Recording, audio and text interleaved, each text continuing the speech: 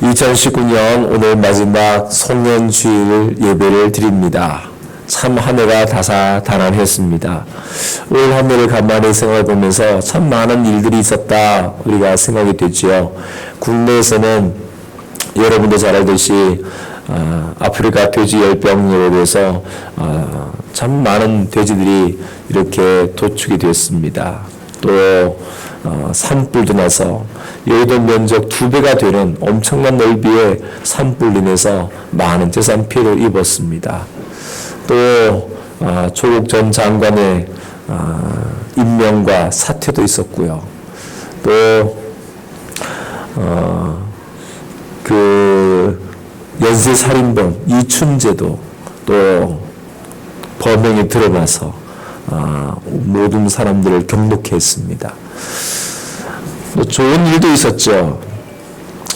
그 봉준호 감독의 기생충이라는 영화가 프랑스 칸 영화제에서 영예의 황금 종려상도 받았고요.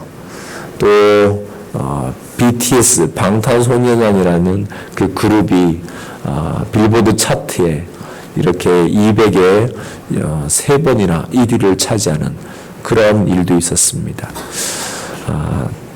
또 일본과의 관계는 계속 안 좋아져서 노재팬, 또 지소미아 종료 이런 일도 있었습니다. 대외적으로는 이 북한의 김정은과 트럼프 대통령이 만난 회담도 있었고요.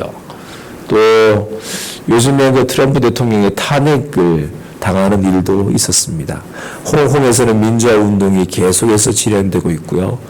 헝가리에서는 배가 침몰해서 우리 관광객들이 목숨을 잃고 또 노틀담 성당에 불이 나서 수백 년 동안 이어왔던 그 성당이 일부 손실이 되기도 하고 참 올 한 해 가만히 보면 많은 일들이 있었구나 생각됩니다.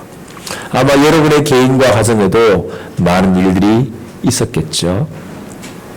그런데 간만에 생각하면 좋은 일도 있었겠지만 또 좋지 못한 일도 있었을 것입니다.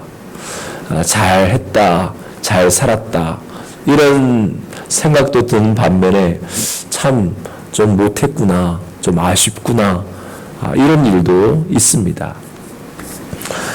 이렇게 우리의 삶 속에 우리가 잘못된 걱정을 하고 또 후회도 하고 하는 일들이 많지만 그러나 여러분 괜찮습니다. 잘 살아오셨습니다. 이 모든 것들이 다 우리가 살아가는 데 힘이 되고 밑거름이 되고 우리의 삶을 이끌어가는 원동력이 되는 것입니다. 특별히 우리는 내 인생을 살아가는 것이 아니라 주님께서 주시는 인생을 살아가고 있는 것입니다. 내 힘만이 아니라 우리보다 강하신, 나보다 더 능력이신 하나님의 손길이 우리의 삶을 붙잡고 있습니다. 그렇기 때문에 우리가 비록 지금은 보잘것없고 연약하고 부족해도 그러나 주님께서는 이 모든 것을 다 합력하여 더 아름답게 나를 만들어 가신다는 것을 우리는 믿는 것입니다. 때문에 우리의 잘못을 인해서 또 비참한 삶을 살 때도 있고 또 우리의 범죄로 인해서 모든 환경이 어렵게 된다 할지라도 그러나 우리에게는 아직 소망이 있습니다. 오늘 모세는 이스라엘 민족을 애굽에서 이끌고 마지막 가나안 땅을 바라보면서 그들에게 고별 설교를 하고 있습니다. 40년의 광야 생활은 정말 많은 일들이 있었던 사건들이죠. 결코 쉽지 않았습니다. 모두가 다 지쳤고 힘이 들었습니다. 그래서 원망과 불평이 끊임없이 쏟아낼 수밖에 없었습니다. 그럼에도 이제 그들은 마지막 가나안 땅을 바라보면서 그 느보산 꼭대기에서 오늘 모세는 이스라엘 백성을 모아놓고 그들에게 하나님 말씀을 가르쳤습니다. 특별히 이제 앞으로 들어가게 될 그 가나안 땅에서 일어날 일들, 너희가 그 땅에 들어가면 어떻게 살아야 한다 라고 하는 그 귀한 말씀들을 오늘 당부하고 있는 것입니다. 너희가 어떻게 하면 복을 받고 어떻게 하면 하나님께로부터 저주를 받게 된다 라고 하나하나 가르치는 것입니다. 그런데 우리가 잘 알듯이 앞날이 그렇게 밝지가 못했다는 것입니다. 그 민족이, 이스라엘 민족이 가나안 땅에 들어가서 그 땅을 차지하고 하나님 주신 은혜와 기쁨으로 행복하게 살아야 되는데, 그러나 결국은 이스라엘 민족은 포로로 끌려가는 신세가 되었습니다. 그 땅에서 쫓겨난 거예요. 그 이유가 무엇입니까? 바로 하나님 말씀을 버린 것입니다. 하나님을 경외하는 것을 버리고 그 말씀을 외면하고 결국 우상을 숭배하고 온갖 불법과 죄악을 저지르고 이렇게 타락한 민족이 되어버리고 말았습니다. 그 결과 그들은 모세가 그렇게 당부했고 하면 안 된다고, 이것은 꼭 지키며 살라고 그 부탁을 했던 그 말씀대로 그들은 쫓겨나게 된 것입니다. 자, 포로로 끌려간 이스라엘 민족, 바빌론의 그 강력한 권세 아래에서 자유도 잃어버리고 억압과 고통의 시간을 보내고 있을 때 그들은 어떻게 살았을까요? 우리도 인생을 살아가면서 어려운 일을 당할 때 그때는 화가 나는데 잠깐의 여유를 우리가 갖게 됩니다. 병원에 누워있거나 아니면 좀 조용히 저 어디에 좀 물러가 있거나 그러면 자기 인생을 돌아보는 거죠. 내가 어떻게 살아왔나? 내 인생이 어떻게 여기까지 왔을까? 생각해보지 않습니까? 오늘 이스라엘 민족이 그 포로로 끌려와서 70년의 시간을 보냈는데 그들은 그곳에서 생각을 한 거예요. 왜 우리가 여기까지 왔을까? 이 고생하면서 여기에 살고 있을까? 그때 그 옛날 모세가 하나님의 말씀을 가르쳤던 그때를, 그 말씀을 기억하는 것입니다. 아, 이렇게 살아야 되는데 그렇게 살지 못했구나. 하나님 말씀에 순종하며 살아야 되는데 그렇지 못했구나. 우리가 범죄했구나. 그것을 그들은 그 70년의 시간을 보내면서 깨닫게 된 것입니다. 자, 이렇게 하나님께로부터 복을 받았고 잘 될 것이라는 그 약속을 받은 민족이지만 지금은 끌려와서 온갖 고생과 아주 힘든 시간을 보내고 있는 그들, 특별히 바빌론이라는 나라가 워낙 강력했기 때문에 그들은 자유를 얻을 것이라 생각을 못했죠. 우리 민족은 여기서 이제 끝나나 보다. 이렇게 살다가 여기서 이제 다 끝장나나 보다 생각을 했었습니다. 그러나 결코 끝난 것이 아닙니다. 다시 새롭게 태어날 시점에 온 것입니다. 하나님께서는 그들을 통하여 이제 새로운 시작, 새로운 도약을 준비하고 계셨습니다. 하나님께서는 그 시점을 앞두고 있는 그들을 다시 부르고 있습니다. 그리고 그를 향해서 다시 시작하라고 촉구하고 있습니다. 오늘 우리의 삶 속에 지난 날을 한탄하거나 절망에 빠져있지 말고 다시 새롭게 시작하라고 우리에게 말씀합니다. 그 시작이 무엇입니까? 너희가 내 말이 기억나거든 돌아오너라. 내 말이 기억나거든 다시 돌아오너라. 라는 주님의 말씀입니다.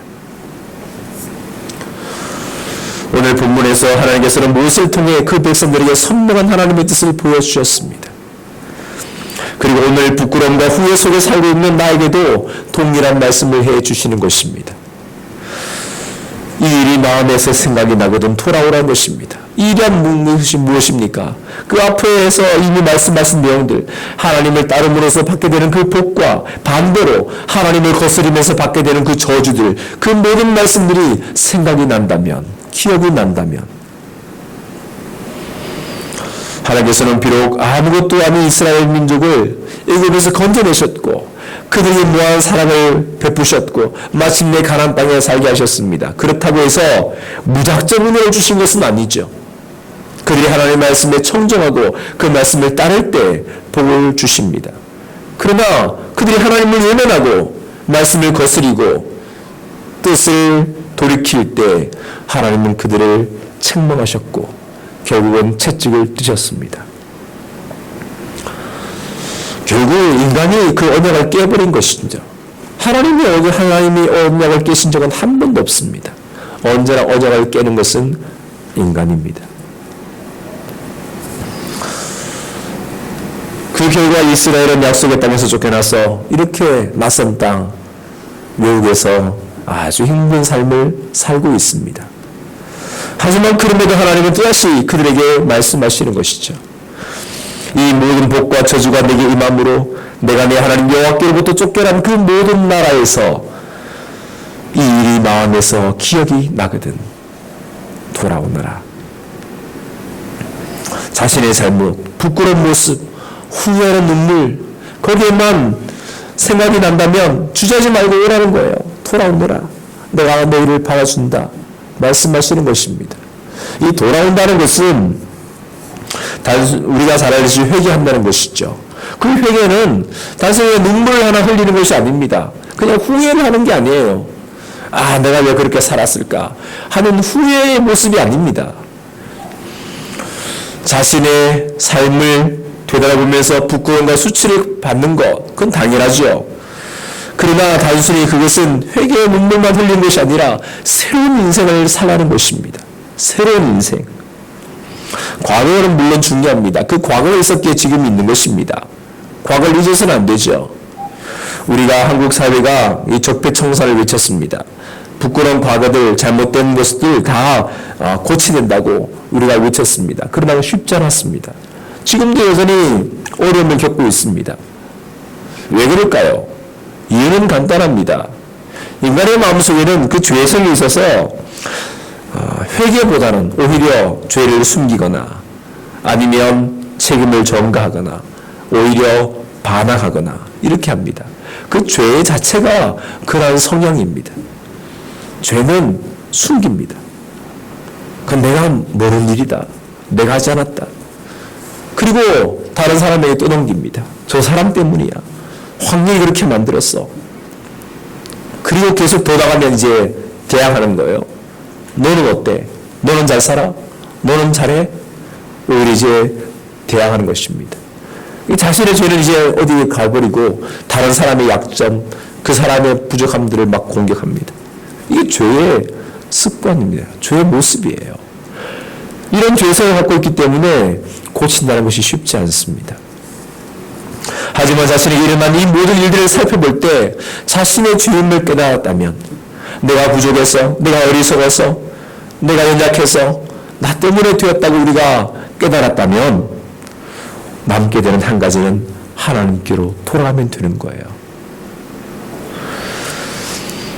하나님께 돌아온다는 것은 자신의 잘못을 인정하고 자신의 죄를 겸손하게 회개하는 것이지요. 우리가 돌아올 때 하나님은 한없는 자비의 은혜를 베풀어 주십니다. 여기서 돌아온다는 이 말은 내 마음을 다하고 정성을 다하여 오늘 내가 너에게 명령한 모든 말씀을 순종하라 라는 말씀에서 우리가 회개가 무엇인지를 알게 됩니다. 돌아온다는 것은 우리의 마음, 우리의 정성, 우리의 뜻을 다해서 하나님의 말씀을 순종하는 것입니다. 단순히 과거의 일을 후회하거나 아유 내가 그러지 말았어야 되는데 라고 한탄하는 것이 아닙니다.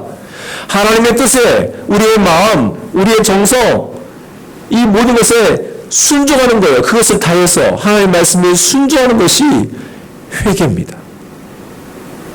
때문에 회개는 곧 순종입니다. 자신의 삶을 뉘우치는 것만 가지고서는 진정한 회개가 될 수가 없습니다.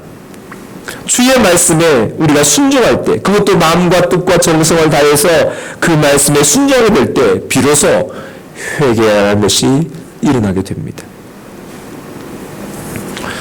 바로 그것이 하나님께로 돌아오는 것입니다. 우리가 지난 1년들을 한번 생각해 보십시다. 혹 삶의 여러 가지 문제들이 발생되고 있었습니까? 혹 갈등과 상처가 있지는 않았습니까? 미움과 원망이 있지는 않았습니까? 타인의 책임이라고 떠넘기지는 않았습니까? 이제 우리의 죄를 우리의 마음과 입으로 시인하고 인정을 해야 합니다. 이 모든 것이 나로 인했음을 우리가 인정하고 회개해야 하는 것입니다. 내가 하나님 말씀에 바로 서지 못했음을, 내 마음과 뜻을 다해서 하나님 말씀에 순종하지 못했음을 우리가 고백하고 인정하는 것입니다. 단순히 다른 사람과 비교하는 게 아니에요. 저 사람보다 내가 잘 살았어. 저 사람보다 내가 더 의로워. 아니에요. 우리의 비교 대상은 거기에 있지 않습니다. 우리는 하나님 말씀 앞에 나 자신을 비춰보는 거예요. 누구보다 더 잘 살았다는 것은 의미가 없습니다. 하나님 말씀 앞에서 내가 얼마나 진실되게, 얼마나 바르게 살았는가, 그것을 살펴보는 것입니다. 그리고 그 말씀 앞에 내가 부족함이 있다면, 나의 연약함이 보인다면 주님 앞에 회개하는 거죠. 이제 주님께서는 나의 허물과 죄를 모두 용서해 주십니다. 전심으로 우리의 뜻을, 우리의 마음을, 우리의 정성을 모아 그 말씀을 이제는 내가 순종하겠다고 결단하게 될 때 주님 우리의 모든 죄를 사해 주시는 분입니다. 한없는 자비와 용서를 베풀어 주시는 분이십니다. 우리를 덮고 있는 무거운 죄책감과 삶의 무게를 주님께서 풀어 주십니다. 내 안에 감춰져 있는 모든 무거운 갈등과 흔들린 우리의 마음에 평강을 주십니다. 이제 주님의 약속의 말씀을 우리가 들어보기를 바랍니다. 이렇게 주님 앞에 주의 명령에 순종하게 된다면, 우리가 전심으로 회개하고 주의 말씀을 청종하고 그 말씀에 순종하게 된다면 주님은 우리의 마음을 돌이켜 회복해 주시겠다고 말씀하셨습니다. 마음을 돌이켜서 회복해 주시겠다. 현실의 불안과 미래에 대한 두려움들, 마음의 모든 근심 걱정들을 다 회복해 주시겠다는 것입니다. 주님께서는 심지가 견고한 자를 평강에서 평강으로 인도해 주신다고 말씀합니다. 이 심지가 견고하다는 것은 우리의 마음이 견고하다는 것입니다. 마음이 견고하면 어떤 어려움이라도 이겨낼 수 있어요. 마음이 견고하지 못하다면 아무리 많은 것을 누리고 있어도 조그마한 시련도 못 견디고 쓰러집니다. 우리의 마음을 견고해 주신다고 약속하셨습니다.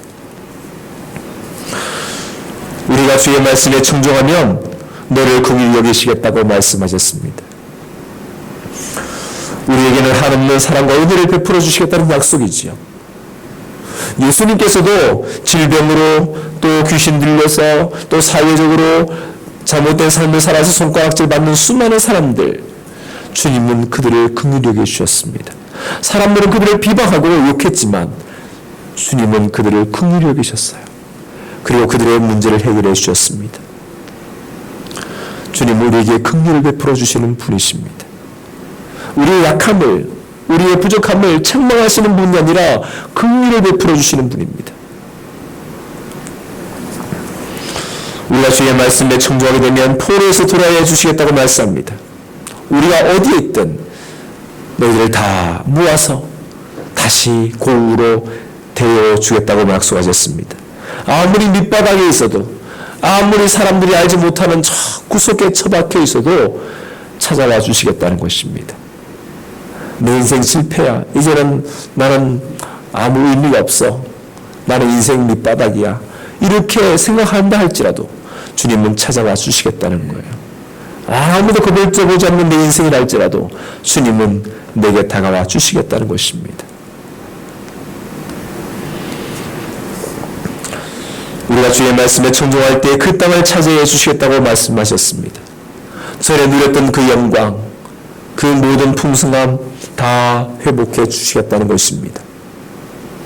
지금은 쫓겨나서 아무것도 갖지 못하는 포로민으로 살아야 되는 신세지만 다 회복해 주시겠다는 거예요. 아니, 그것만이 아니라 내 조상들보다 더 번성하게 해주시겠다고 약속하셨습니다. 이전보다 더 나은 삶, 더 행복한 삶, 더 넘치는 복을 주겠다는 것입니다. 이게 주님의 마음입니다. 단순히 있는 걸 회복해 주는 정도가 아니라 이전보다 더 놀라운 것을 베풀어 주겠다는 것입니다. 우리가 주의 말씀에 청종하게 되면 하나님을 사랑하게 하여 너로 생명을 얻게 해주시겠다고 말씀합니다. 주님을 사랑할 수 있도록, 그래서 다시 생명을 얻을 수 있도록 해주겠다는 것입니다. 사람의 가장 귀한 복이 무엇입니까? 바로 생명을 얻는 것입니다. 온 천을 얻어도 생명을 잃어버리면 아무것도 남지 않습니다. 생명이 가장 소중합니다. 근데 그 생명의 주인은 바로 하나님이십니다. 하나님 관계가 회복될 때 우리에게 생명이 주어지는 거예요. 이제는 멸망자가 아니라 생명을 가진 사람으로 영생의 복을 누리게 되는 것입니다. 그 생명 바로 하나님을 사랑하는 것에서부터 시작되는 거예요. 하나님을 사랑하게 될 때 우리의 삶은 생명력이 넘치게 되는 것입니다. 하나님 말씀에 청종할 때 너의 적군들, 너를 미워하는 자들, 너를 핍박하는 자들을 내가 저주를 내리겠다고 말씀합니다. 이 땅에서 살아가는 동안 우리가 당하는 모든 어려움들, 서러움, 눈물, 고통, 예수를 믿는 이유 때문에 당하는 핍박들, 손해, 이 모든 것들을 우리가 다 보상해 주겠다는 것입니다. 그것이 바로 원수에 대한 보복입니다. 마지막 웃는 사람이 진짜 승리자죠. 중간에 웃어봐야 끝에 져버리면 아무 소용없지 않습니까? 비록 힘들고 어려워도 두 사람이 붙어서 막 권투를 내고 막 때리고 해도 마지막에 웃는 사람이 승리자입니다. 그 사람이 진짜 기쁨을 누리는 사람이죠. 우리에게 이렇게 영원한 약속이 보장되어 있습니다. 영원한 승리가 보장되어 있다는 것입니다. 이러한 많은 약속들, 이러한 복을 주님께서 넉넉히 베푸신다고 약속하셨습니다. 누구에게 베푸시는가? 바로 오늘 말씀처럼 이렇게 주님 앞에 돌아와서 마음을 다하고 뜻을 다하고 정성을 다하여 우리에게 명령하신 그 주님의 말씀을 순종하는 사람들, 그들에게 주시겠다는 것입니다. 바로 여러분들에게, 바로 저에게 주시겠다는 거예요. 이러한 복은 단순히 천국에서 받게 되는 복만이 아닙니다. 그냥 저 나라에 가서 받는 그 약속, 그 복만이 아닙니다. 우리가 살아가면서 삶 속에, 우리의 생활 속에, 우리의 가정 속에, 우리의 일터 속에, 우리의 사업장 속에 내리는 실질적인 복을 주시겠다는 것입니다. 그래서 오늘 이렇게 말씀합니다. 내 손으로 하는 모든 일, 내 몸의 자녀들, 내 가축의 새끼, 내 토지의 열매를 많게 주겠다고 말씀합니다. 이것은 우리가 삶 속에 직접 경험하는 것들이죠. 나가서 일하고 또 우리 자녀들을 키우고 하는 모든 것들입니다. 여기에 복을 많게 주겠다고 약속하셨습니다. 하나님 말씀은 그냥 애매모호한 것이 아닙니다. 그냥 형이상학적인 게 아니에요. 관념이 아닙니다. 실제고 이것은 구체적이고 우리의 삶 속에 직접 주시는 하나님의 복입니다. 삶의 구체적으로 주님께서 복을 주시겠다고 약속하셨습니다. 왜냐? 하나님 말씀은 살아있는 말씀이기 때문입니다. 그냥 죽어있는 옛날 책이 아니에요. 그냥 고전이 아닙니다. 지금도 이 말씀을 따라 살아가는 자에게 주시는 살아있는 하나님의 말씀입니다. 여러분이 이 하나님의 말씀을 믿으시기를 바랍니다. 하나님의 말씀은 살아있음을 우리는 믿고 사는 것입니다. 주님은 나를 다시 기쁘게 보신다고 말씀하셨습니다. 그리고 우리에게 복을 주신다고 말씀합니다. 주님의 기쁨을 드리는 것보다 더 큰 복이 없습니다. 전에는 주님과의 원수된 관계였지만 이제는 나를 바라볼 때마다 기쁘시다는 것입니다. 미움의 대상이 아니라 이제는 바라만 봐도 즐겁고 기쁘고 행복하다는 거예요. 나를 보고 있으면 그냥 웃음이 난다는 것입니다.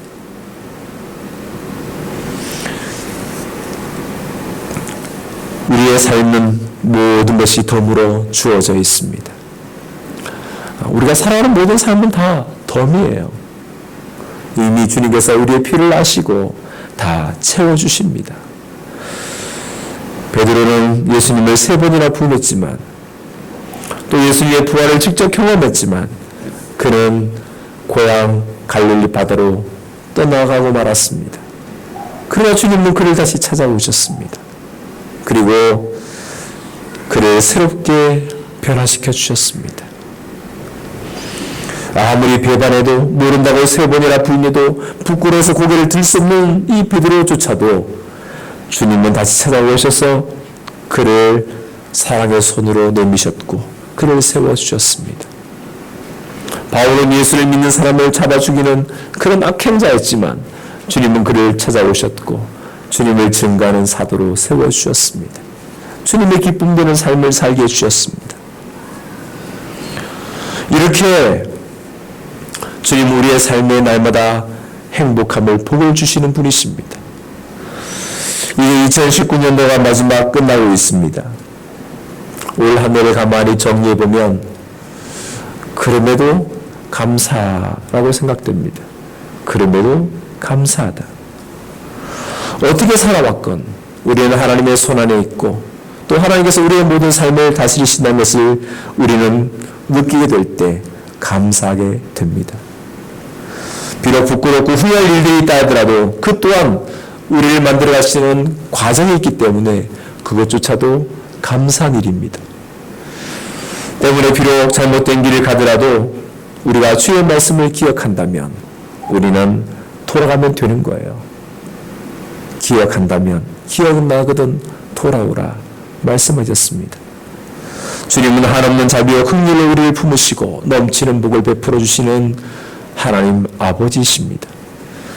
기억과 돌아옴, 감사와 복주심, 이 말씀이 오늘 송년주일에 우리 모두가 주시는 주님의 음성으로 들려지기를 간절히 바랍니다. 기도합시다.